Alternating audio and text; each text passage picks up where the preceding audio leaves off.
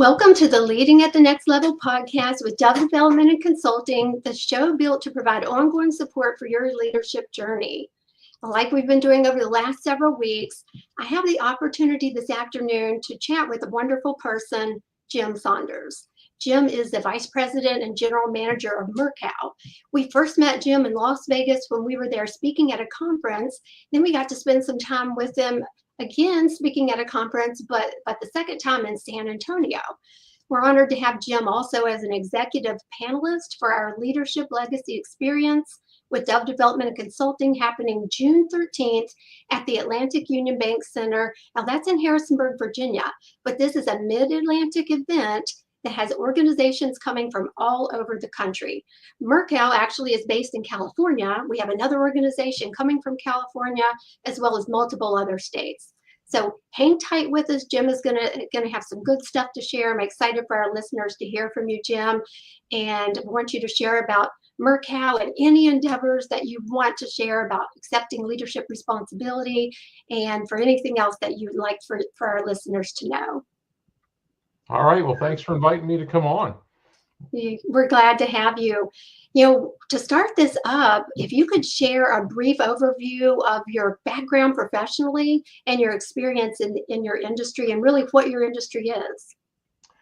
So the industry that I'm in is we do control systems and instrumentation for off-highway OEMs, which are equipment manufacturers. We specialize in companies that make custom equipment, oil field, agriculture, specialty equipment.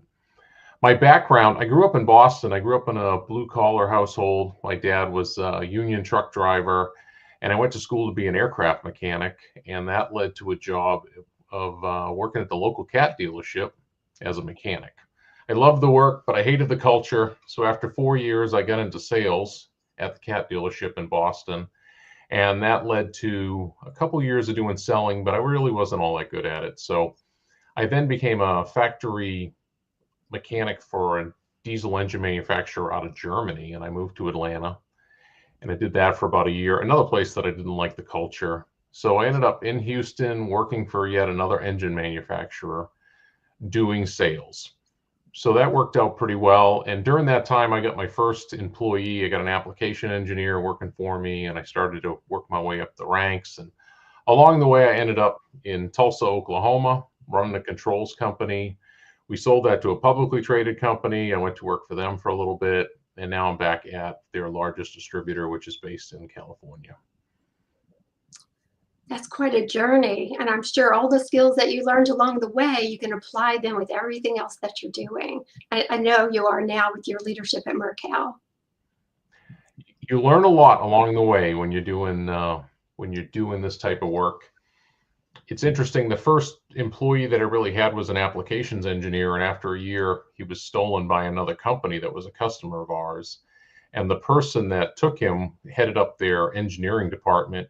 And after 3 or 4 months, he gave me the feedback that I was just an awful manager. And that he said, exactly, what have you done to this kid? Like, he came out of school and you didn't train him. You didn't teach him how to be a decent employee. And now I've taken him from you and he's awful. So what's interesting is that gentleman is now CEO of a publicly traded company. And the person who is awful is one of his vice presidents. So they've come a long way in the journey, and that feedback really struck home for me. So that was part of having the leadership journey of you need to learn how to do this stuff. You have an obligation of these people around you to make sure you're moving them along. Wow, that's powerful. I appreciate you sharing that. It's the mistakes that we make if someone cares enough, whether it's criticism or not, but if they share with us those mistakes we made and can help us kind of clear out the blind spot, and we're willing to make the change, then we grow and become better. Absolutely. Absolutely. Wow. So I've seen you, having, met you and known you, gotten to know you a little bit better at the 2 events I mentioned. And then you came to our Live to Lead event in October, which we really appreciate. I see you accepting roles of leadership. I know you sit on a board. I'm guessing that there's other things that you're involved in because of your personality and your skill, and you want to help people. But what is your clear purpose for accepting a role with leadership responsibility? I think you find out along the way that you have a lot of people around you that you can influence. And I have been influenced by a lot of great mentors, some of them a lot of hard advice, and you just have to open up and you have to learn. And now I want to make sure I'm not only taking care of the people that work for me, but also give back to the community that I'm in.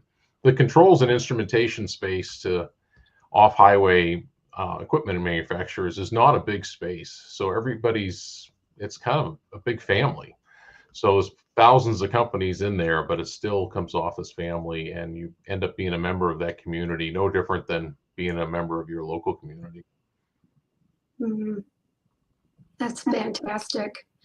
So I know that you develop yourself as well. You've mentioned some books and trainings to us that you've done. You're coming all the way from Oklahoma, and then your organization from California to be at the Leadership Legacy Experience, and you've set in on other training we provided.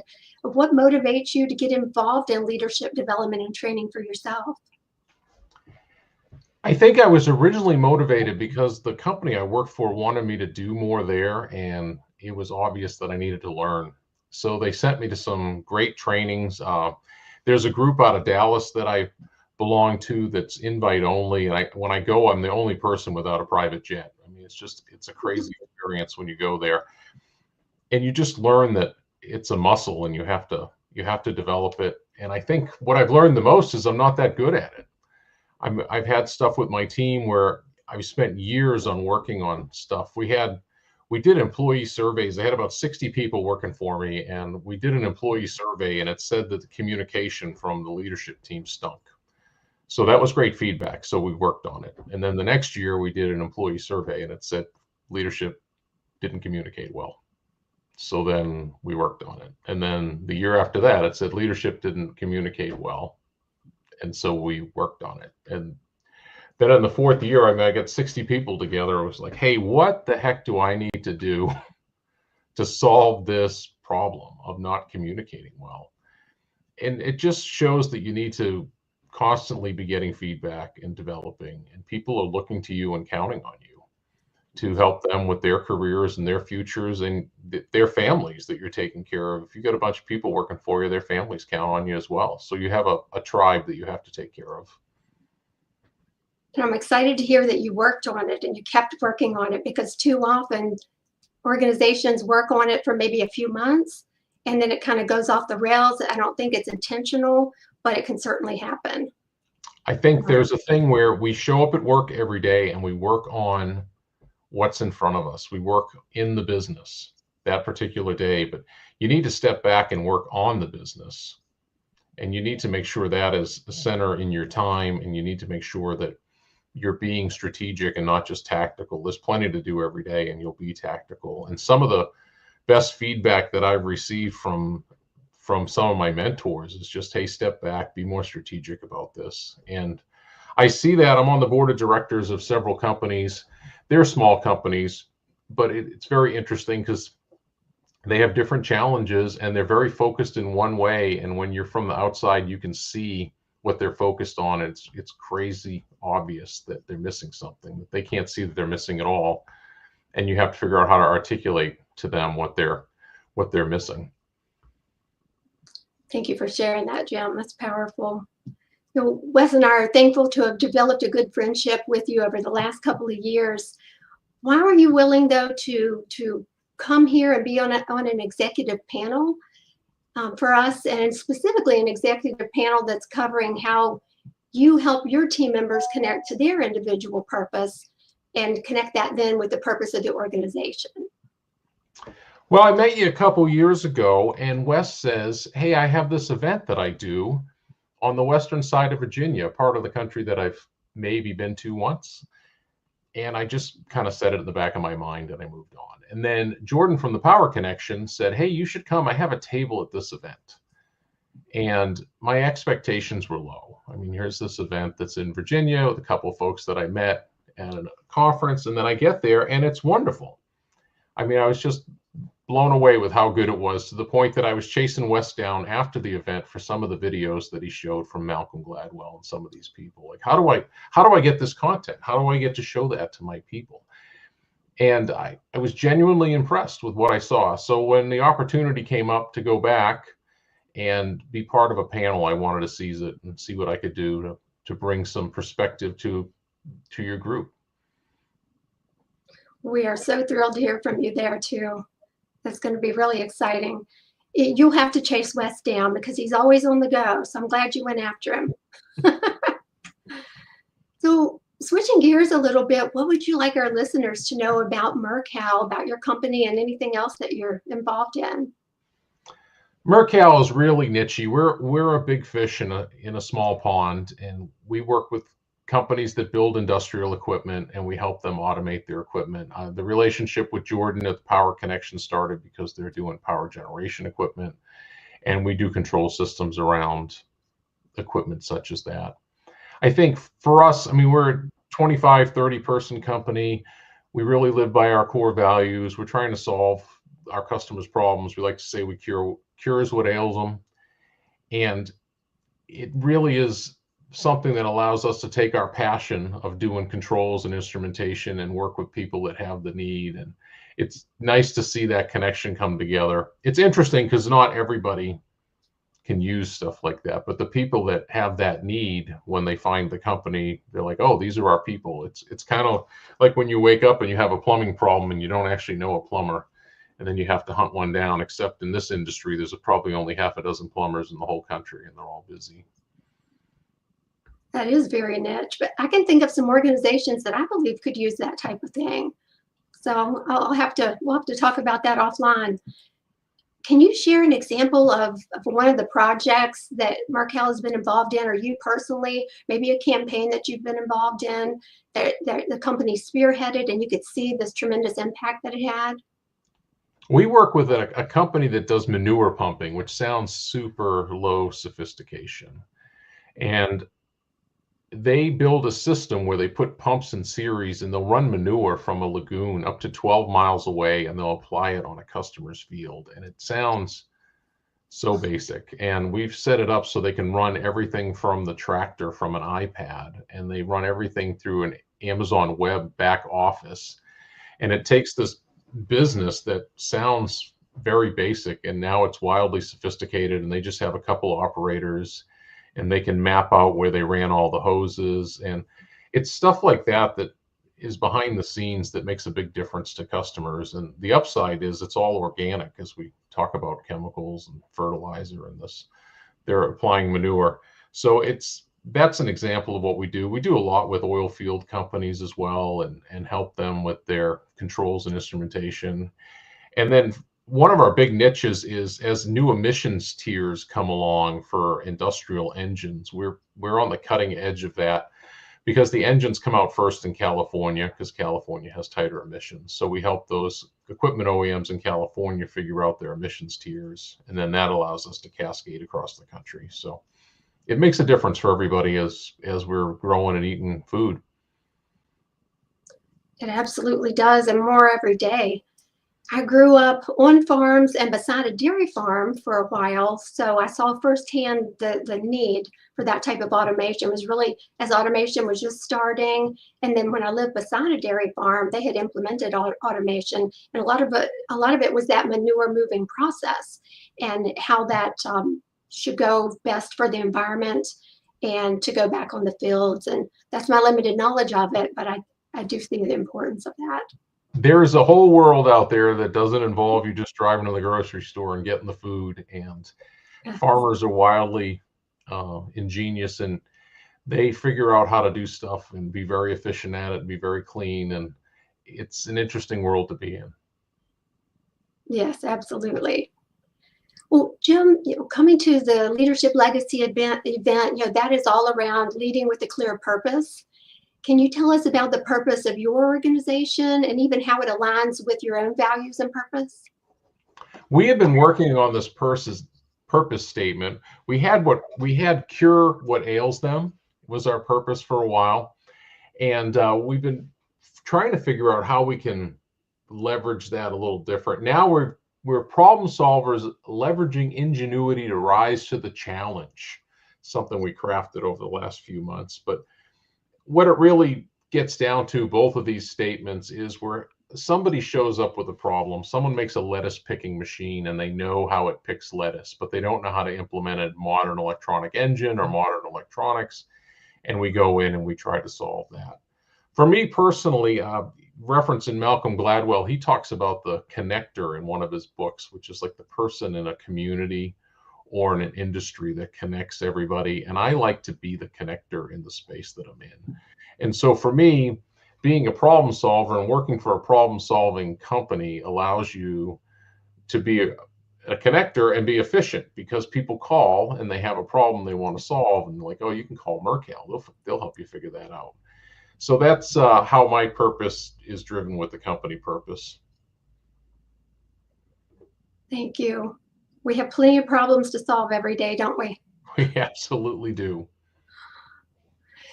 So our last question here, but you can add anything you want. And the young professionals up and coming, you know, in their industry, or just coming out of high school and trying to figure out, or college, trying to figure out what do they want to do. These are the leaders, not only the next generation, but these leaders will be the leaders of the world for our grandchildren. So it's really important, and I find a lot of purpose in helping them develop and just helping them succeed in any way I can. But what advice from your experience would you give to aspiring young professionals in looking to advance their careers, but also becoming successful leaders?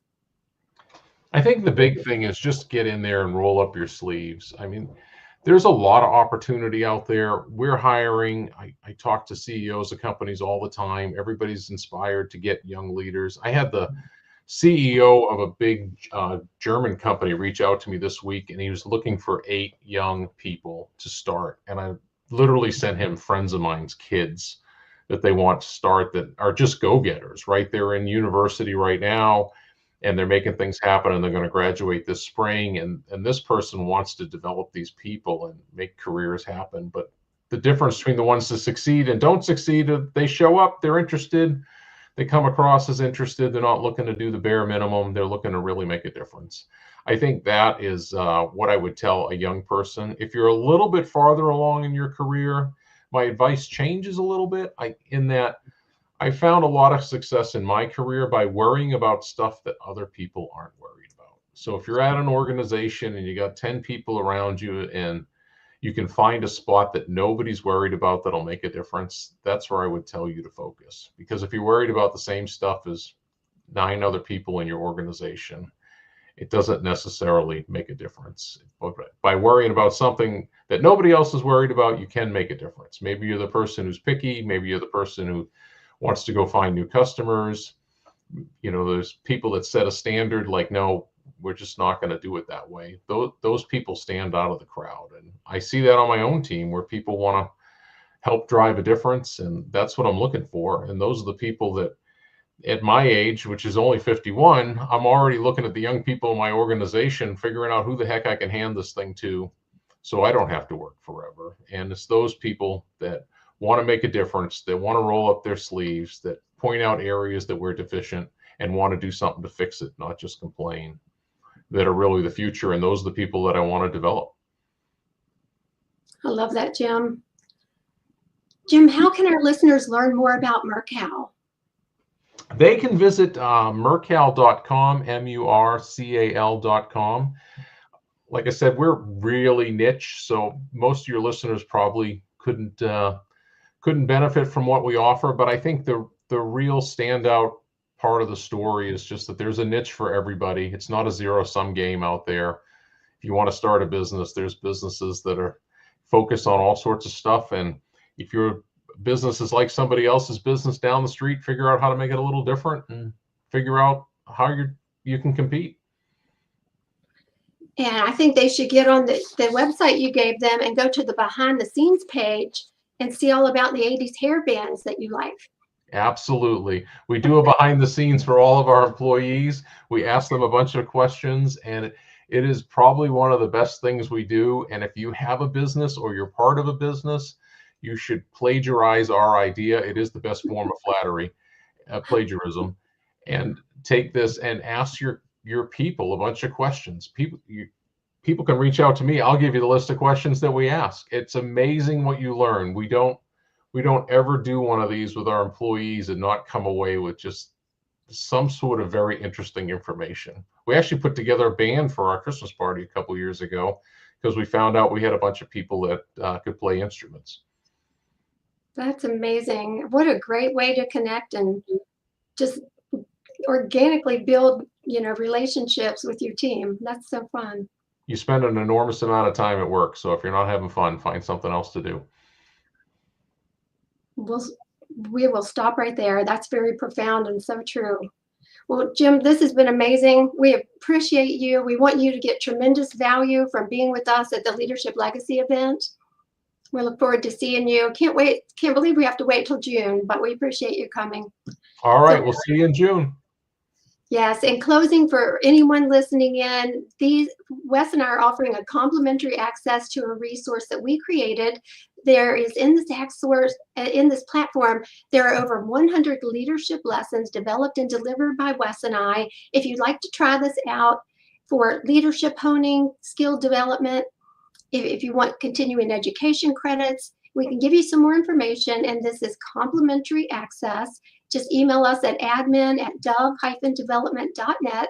We'll be happy to hook you up. Thank you for joining us. To anyone listening, enjoy the rest of your day, and God bless.